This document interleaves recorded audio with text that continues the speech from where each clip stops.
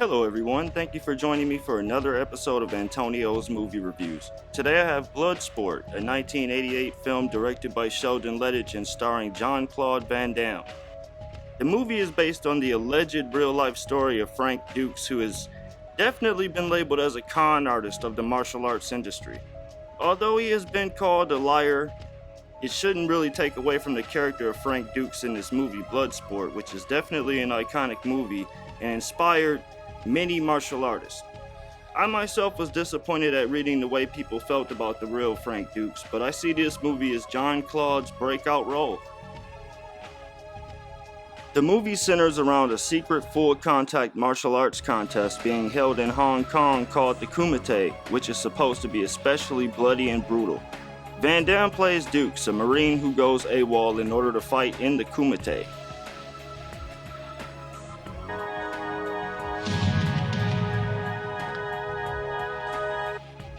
As a boy, Van Damme befriends the young Shingo after breaking into his father's home to steal a katana. Dux is then trained in the ways of the ninjutsu under the father Senzo Tanaka. We meet Ray Jackson, played by Donald Gibb, who is the rebel/sidekick of the movie. Here recently. Mr. Tanaka is very ill. We're sorry to hear that. This movie basically stemmed from a 1980 issue of Black Belt magazine where Dux was interviewed and wowed a few folks, to say the least. Aside from this, the movie has pristine fight choreography and great action scenes, and there isn't really much of a plot there with a wasted Forrest Whitaker and Norman Burton. Shidoshi Tanaka trained me. What's the whole up? He says sends. The Death Touch. We see Bolo here, who plays Chong Li. Very good. But brick, not hit back. The American journalist Janice Kent, who becomes involved with Dux, is a great addition to this film, and also Ray Jackson as Van Damme's buddy. I think they really add a lot to the movie. Dux showing off his ninjutsu training. Go. Ha! You lose, American. This was also another very nostalgic film for me, along with Kickboxer and Double Impact. These first movies with Van Damme are truly classics in my opinion. Olo plays Chong Li and he has no problem killing in the ring, so he's a great villain in this movie. I don't know what Ray Jackson was thinking. He was surely no match for Chong Li. You got it! When it comes to these low-budget, high-action karate movies, Jean-Claude Van Damme was an icon. These are the types of movies that made him a star, and at $1.5 million compared to the $50 million that this movie made, it did pretty well as his first starring role. If you hated Kickboxer, you should probably watch this one. I noticed that those two films definitely don't have the same fans. I'm a fan of both, actually. Like I said, I don't care if this is supposedly true or not. You know why we're here. Taking you back, Frank. Let's go. Helmer and Rollins, played by Norman Burton and Forrest Whitaker, I really didn't like their roles in the movie. It was just dry and made no sense. And, Janice Kent, she could have had a much more in-depth character development. Like, I liked her as the journalist who snuck into the Kumite, and she had this whole elaborate plan to get a story, but aside from the fighting scenes, the plot is especially dry, but that's not why you love this movie. You love this movie because it's just, 80s nostalgia, and you like seeing Van Damme fight and his kicks and everything else. I mean, me personally, I just found out about the entire Frank Dux fraud thing and the fact that he's a con artist and all of that. I truly didn't remember that this was based on a true story until I rewatched it to make this review.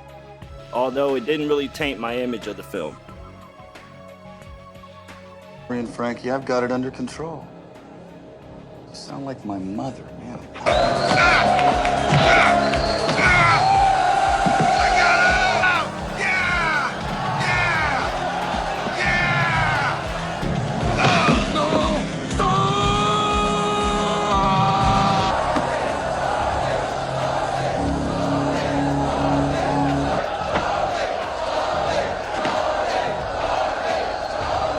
Ray got what he wanted and faced Chong Li in probably one of the most emotionally charged scenes in the movie. That forced Janice to go over to the police officer. Now Helmer and Rollins are working with the local police department in order to obtain Frank Dux. the army being, you know, law-abiding people. They didn't want one of their own to fight in this Kumite. Yeah, Helmer and Rollins, they definitely represented middle-class America of the 80s. You know, they went over there to Hong Kong and started ripping on their food and their way of life, and it wasn't really seen as racism at that time, but in today's world, it might be looked at as politically incorrect, I guess, for American people to go over there and behave that way. Dux in one of his best.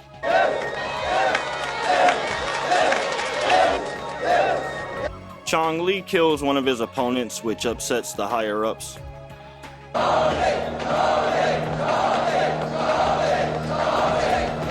As a kid, I just remember this movie being the one where Jean-Claude Van Damme was fighting that guy from Enter the Dragon, which is, you know, I think from like 1976 or something like that. So Olo was still in great shape. He had like these crazy pecs of doom, which when you saw those, you knew he was going to be the villain in any movie he played in. He's cheating in this one. The fact that he actually decided to cheat, though, ended up being one of my favorite parts of the film, honestly. The fight definitely started out kind of rough for Dux. He was taking pretty massive beating at the hands of Chong Li. He was still getting his licks in, though, and as soon as he got the leg up, it looks like this is where Chong Li decided it was time to pull out that dust pellet.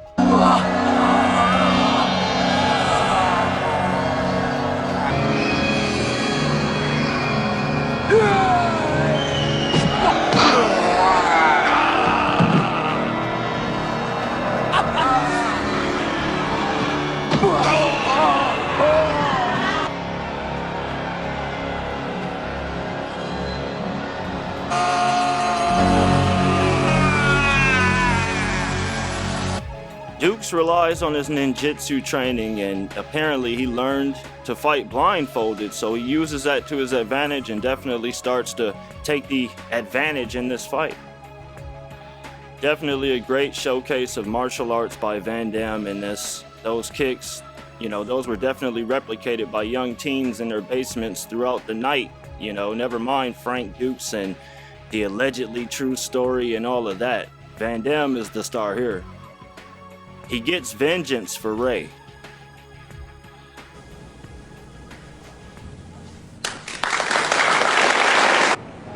He made him say Mate.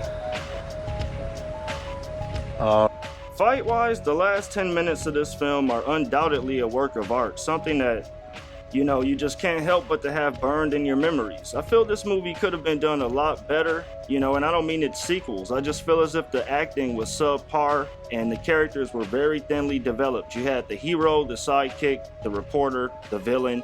They were all so one note, even a wasted Forrest Whitaker. He's a well-esteemed actor. And that was my review on the movie Bloodsport. Please don't forget to like and subscribe.